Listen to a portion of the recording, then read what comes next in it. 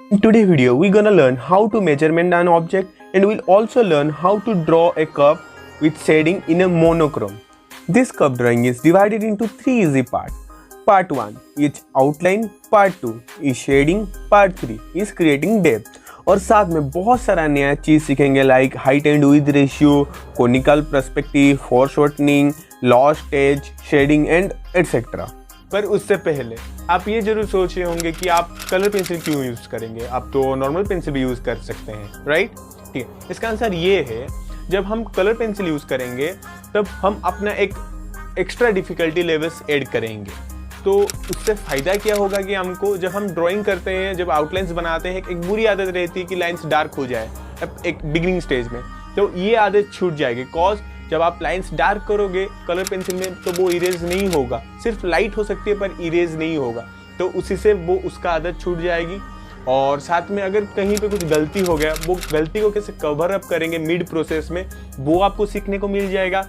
और थर्ड, कैसे hand pressure को कंट्रोल करना है वो भी जानने को मिल जाएगा। और इसी तरह ही जब हम एक सिंगल कलर से ड्रॉ करते हैं या फिर पेंटिंग करते हैं, उसी को ही मोनोक्रोम कहा जाता है। Without any further do let's start today lesson, but before that I want to share you one thing. Previous lesson जो था हम उसमें टू वैल्यू स्टडी करके शेडिंग किए थे, पर इसमें टू वैल्यू स्टडी नहीं करेंगे और देखेंगे कि किस शेडिंग होता है। Let's start drawing it. पर उससे पहले मैं कुछ मेजरमेंट आपको बता देना चाहता हूँ कि मैं कैसे ड्राइंग को ऑब्जर्व करता हूँ। पहले तो हम एक सेंटर लाइन ड्रॉ कर लेंगे, सेंटर एक्सिस एक ड्रॉ कर लेंगे सो दैट कि ड्राइंग एकदम सिमेट्रिक आए। फिर मैं इसकी विड्थ एंड हाइट रेशियो निकालूंगा। मैं इसकी विड्थ को यहाँ पे एक बेस लेंथ लूँगा और उसी के साथ बाकी लेंथ का कंपैरिजन करूँगा। उसके विड्थ के हिसाब से उसकी हाइट 1 and 1/2 आ रहा है। उसकी विड्थ एंड हाइट रेशियो 1:1.5 है, मतलब विड्थ यहाँ पे 1 है और हाइट उसकी 1 + 1.5 है। पर हाँ, मेजरमेंट लेते वक्त पेंसिल का टिप को अपने स्टार्टिंग पॉइंट पे रखना और जहाँ पे लेंथ खत्म हो रही है, मतलब जहाँ पे आपकी मेजरमेंट खत्म हो रही है वहाँ पे थंब को रखना सो दैट कि स्टार्टिंग पॉइंट और एंड पॉइंट मिल जाएगी। और ये जब आप ऑब्जर्व करोगे एक आई बंद करके ही करना। अब मैं 2 हॉरिजॉन्टल लाइन ड्रॉ कर लूँगा सो दैट कि ये कप की बॉटम और कप की जो माउथ वाली ओवल है उसकी जो फर्स्ट ओवल उसको मैं ले लूँगा। वो बॉटम लाइन ड्रॉ करने के बाद मैं सेंटर लाइन से चेक कर रहा हूँ कि ये सिमेट्रिक आया है कि नहीं। तो आपको भी ऐसा करना है एक्यूरेसी को बढ़ाने के लिए। फिर उसकी माउथ की ओवल के लिए और एक तो हॉरिजॉन्टल लाइन ले लेंगे। हॉरिजॉन्टल लाइन लेने के बाद उसकी वर्टिकल लाइंस को भी ड्रॉ कर लेंगे। बट यहाँ पे एक चीज़ मार्क करना, जो कप की ऑरेंज लाइंस दिख रही है जो बॉर्डर लाइन से, आप वहाँ पे नोटिस कर सकते हैं कि ऊपर थोड़ा ब्रॉड है और नीचे आते वक्त उसका थिकनेस थोड़ा कम हो रहा है। और ये क्यों हो रहा है? क्योंकि यहाँ पे कोनिकल पर्सपेक्टिव काम कर रहा है या फिर फोरशॉर्टनिंग काम कर रहा है। आई नो अब आप ये पर्सपेक्टिव या फिर फोरशॉर्टनिंग के नाम सुन के थोड़ा कंफ्यूज हुए होंगे। डोंट वरी, मैं आपको मोटा मोटा समझाता हूँ कि क्या है ये। जैसे कि यहाँ पे ये ऑब्जेक्ट एकदम हमारे आई के साथ पैरेलल है, तो इसलिए इसकी जो साइड से पूरी पैरेलल दिख रही है। और जैसे ही हम इसका टॉप व्यू को दिखाने के लिए ट्राई करेंगे, देखिए टॉप का लेंथ थोड़ा ज़्यादा बढ़ गया और बॉटम का लेंथ कम हो गया। उसी तरह जब हम बॉटम का पार्ट ज़्यादा दिखाई देगा, वो टॉप का पार्ट थोड़ा कम दिखाई देगा। हमें लगेगा कि ये बॉटम हमारा बड़ा है as compare to the top. और उसी तरह वो सारी चीज़ को मैं ध्यान रख के ये साइड का लाइन्स मैंने ड्रॉ कर लिया। अब मैं उसकी ओवल्स को ड्रॉ कर दे रहा हूँ। जब मैं ओवल्स को ड्रॉ कर रहा हूँ मैं उसकी major axis and minor axis का ध्यान रख रहा हूँ। और जो सेंटर लाइन हमने लिए थे वो ऑलरेडी माइनर एक्सिस जैसे एक्ट कर ही रहा है। ये ओवल्स का थोड़ा ज़्यादा ध्यान रखना। जब हम अपने बिगिनिंग स्टेज में होते हैं ना, ओवल्स हमारा सबसे ज़्यादा मिस्टेक होता है। तो इसलिए मैं प्रीवियस वीडियो में बताया था how to draw oval accurately, तो वो आप ज़रूर चेक करना, उससे ज़रूर आपको अच्छा आइडिया हो जाएगा। नीचे भी एक ओवल्स का ही पार्ट है, वो उसको भी मैं ड्रॉ कर लूँगा। अब ये हैंडल जो है ना, सबसे इम्पोर्टेंट एंड डिफ़िकल्ट चीज़ होते हैं कप्स में।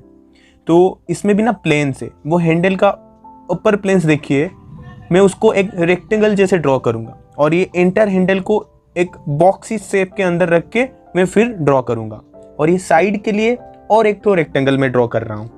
अब हैंडल की जो कनेक्शन पार्ट है, जो कप में कनेक्शन हुई है, अपर का पार्ट जहाँ पे कनेक्ट हुई है ना, पूरा अगर आप 2 परपेंडिकुलर लाइन्स खींच लोगे तो नीचे का भी आपका मिल जाएगा जिस एरिया में वो कनेक्ट हुई है। सेम उसी तरह वो हैंडल की जो लोअर साइड है वो भी एक बॉक्स के अंदर ही आएगा, तो उसको भी मैं अच्छे से ऑब्जर्व करके ड्रॉ कर दिया। ध्यान से ऑब्जर्व करना है ये वाली पार्ट को। मैंने एक्चुअली क्या किया है, मैं पहले पूरी वो तीनों साइड्स को एक रेक्टेंगल में रख दिया और फिर उसके जो अंदर के पार्ट्स है उनको भी मैं जितना सिंप्लीफाई हो पाया उतना सिंप्लीफाई कर दिया। अब हैंडल की जो लेफ्ट साइड है वो भी एक बॉक्स ही फॉर्म कर रहा है, उसको आप ध्यान देना। तो वो भी मैंने एक बॉक्स जैसे ड्रॉ कर लिया। पूरे सिंपल शेप्स में रखने के बाद अब मैं लाइंस को थोड़ा रिफाइन करूंगा एंड देन रिफाइन करने के बाद उसमें कर्व्स ऐड करूंगा।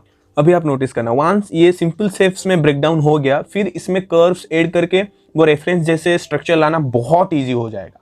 जैसे ही हम प्रीवियस लेसन में सीखे थे how to draw from simple shapes, वो सारी चीज़ यहाँ पे अभी अप्लाई हो रहा है। तो इसलिए ये सीरीज को आप जरूर फॉलो करना, draw from beginner to master. अब इतना करने के बाद हमको हमारा बेसिक स्ट्रक्चर मिल गया। अभी हम थोड़ा डार्क कर सकते हैं लाइंस को और कहीं पे जरूरत पड़े तो थोड़ा रीएडजस्ट भी कर सकते हैं। चलिए अब आती है शेडिंग वाली पार्ट। जब भी शेडिंग किया जाता है सबसे पहले ये देखा जाता है कि कौन से एरिया में शेडोज गिर रहे हैं और कौन से एरिया में लाइट गिर रहे हैं, और जो लाइंस शेडो एंड लाइट को डिवाइड करते हैं उसको बोला जाता है टर्मिनेटर लाइंस, जो कि यहाँ पे येलो लाइंस के हिसाब से दिखाई दे रही है आपको। अब वही चीज़ ही मैं यहाँ पे ड्रॉ कर लूँगा, टर्मिनेटर लाइंस सारे को मैं ड्रॉ कर लूँगा। अब और एक चीज़ को ध्यान से नोटिस करना, कप की माउथ के लिए दोनों ओवल ले लिया, एक इनर ओवल और एक आउटर ओवल, पर लाइट एंड शेडो के लिए एक इल्यूजन क्रिएट कर रहा है, इसलिए इनर सर्कल के सिर्फ लेफ्ट साइड वाले एरिया को ही हम ड्रॉ करेंगे जहाँ पे शेडो गिरा है। उसी तरह आउटर सर्कल के सिर्फ राइट साइड एरिया ही हम ड्रॉ करेंगे जहाँ पे शेडो गिरा है। यही वो की ऑब्जर्वेशन एंड डिसीजंस होते हैं जिससे आपकी स्टिल लाइफ में थोड़ी सी रियलिस्टिक आती है और या फिर थोड़ी बिलीफनेस आती है आपके ड्राइंग। इतना सब होने के बाद अब आएगी शेडिंग वाली पार्ट। प्रीवियस लेसन में हम एप्पल को शेड किए थे टू वैल्यू स्टडी को फॉलो करके, पर इसमें हम टू वैल्यू स्टडी को फॉलो नहीं करेंगे और देखेंगे कि कैसे शेडिंग होता है। हैचिंग शेडिंग टेक्निक यूज़ कर रहा हूँ मैं यहाँ पे, और आप देख सकते हैं मेरे स्ट्रोक्स जो है कितने यूनिफॉर्मली मैं उसको शेड कर रहा हूँ, मतलब सारे सेम एंगल पे हैं और सारे सेम डायरेक्शन पे ही है। सो आप भी ये चीज़ को नोटिस करना, मतलब करते वक्त ये ध्यान रखना कि आपकी जो स्ट्रोक्स की एंगल है वो सेम डायरेक्शन में ही हो। अब मैं वैल्यूज़ को सही लाने के लिए ट्राई कर रहा हूँ। वैल्यूज़ मतलब आप कंफ्यूजन मत होना, वैल्यूज़ मतलब मैं मोटा मोटा समझाता हूँ। वैल्यूज़ मतलब वो डार्कनेस और लाइटनेस, चाहे वो कलरफुल ऑब्जेक्ट से आप ड्रॉ करो या फिर ब्लैक एंड वाइट ऑब्जेक्ट से ड्रॉ करो, आपको वो डार्कनेस और लाइटनेस को ही फॉलो करके अपने ड्राइंग में ही उस प्रकार का डार्कनेस और लाइटनेस को लाना है, तभी ही जाकर आपका वैल्यूज़ करेक्ट आता है और ड्राइंग मतलब शेडिंग्स अच्छा लगता है। वैल्यूज़ को थोड़ा बहुत सही कर देने के बाद अभी मैं एजेस के ऊपर काम कर रहा हूँ, मतलब कहाँ कहाँ पे मुझे वो शार्प एजेस देनी है और कहाँ कहाँ पे वो लॉस्ट एजेस क्रिएट करनी है। आई नो लॉस्ट एज सुन के आपको फिर से थोड़ा कन्फ्यूजन क्रिएट हुआ होगा, ये लॉस्ट एजेस क्या होता है? लॉस्ट एजेस ना बहुत ही इंपॉर्टेंट चीज़ है। जैसे कि मैं आगे आपको एग्जांपल दूंगा, ये लॉस्ट एजेस से कितना डेप्थ और कितना फोकस क्रिएट किया जा सकता है। यहाँ पे पोर्ट्रेट का फोकल पॉइंट क्रिएट किया गया है पोर्ट्रेट के फीचर्स के ऊपर, आईज एंड नोज, और वो लॉस्ट एज क्रिएट किया गया है हेयर्स एंड वो लेफ्ट साइड वाली जितनी एरिया है। तो यहाँ से आप इसकी इंपॉर्टेंस समझ सकते हैं।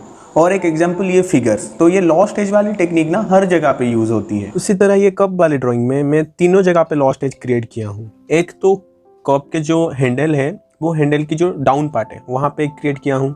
सेकेंड, कप की जो बॉटम एरिया उसको शेडो के साथ वहाँ पे एक लॉस्ट एज क्रिएट किया हूँ। थर्ड, कप के जो राइट साइड एरिया है वहाँ पे एक लॉस्ट एज क्रिएट किया हूँ शेडो के साथ। लॉस्ट एज मतलब उसको शेड करके शेडो के साथ मिला देना, मतलब वहाँ पे एक हार्श या फिर शार्प एजेस नहीं दिखनी चाहिए, वो शेडो के साथ मिल जाता है, उसको लॉस्ट एजेस बोलते हैं। अब मुझे यहाँ पे एक बहुत ही ब्यूटीफुल सा कोर शेडो दिख रहा है, तो उसको भी मैं ड्रॉ कर लूँगा। इसके लिए भी बस लाइट प्रेशर से एक दो लेयर देनी है सो दैट कि वहाँ का डार्कनेस इंक्रीज हो जाए। लाइट प्रेशर से ही देनी है बट मल्टी लेयर्स देनी है। देखिए, अगर आपको टर्मिनेटर लाइन, कोर शेडो या फिर वो रिफ्लेक्टेड लाइट ये सब के बारे में नहीं पता चल रहा है तो डोंट वरी, आप इस सीरीज को फॉलो करिए, draw from beginner to master. वो प्लेलिस्ट का लिंक आपको नीचे मिल जाएगा और वहाँ पे मैं ऑलरेडी क्लियर डिटेल्ड वीडियो ये सब के ऊपर बना चुका हूँ, एकदम फुल्ली एक्सप्लेन्ड वीडियो, और साथ में ये शेडोज एंड लाइट कैसे वर्क करते हैं एक ऑब्जेक्ट के ऊपर, उसके ऊपर भी एक वीडियो बनी है। फिर वो कप के माउथ के जो लेफ्ट साइड शेडो दिख रहे हैं उसको भी हम ड्रॉ कर लेंगे। यहाँ पे हमने ये लोगो और ये रिफ्लेक्टेड लाइट को ड्रॉ नहीं किए हैं, just to make the drawing simple, ज़्यादा कॉम्प्लिकेट ना करें। बाद में कॉम्प्लिकेटेड वाले ड्राइंग सब करेंगे, so get ready for that. अब बारी आती है फाइनल टच की।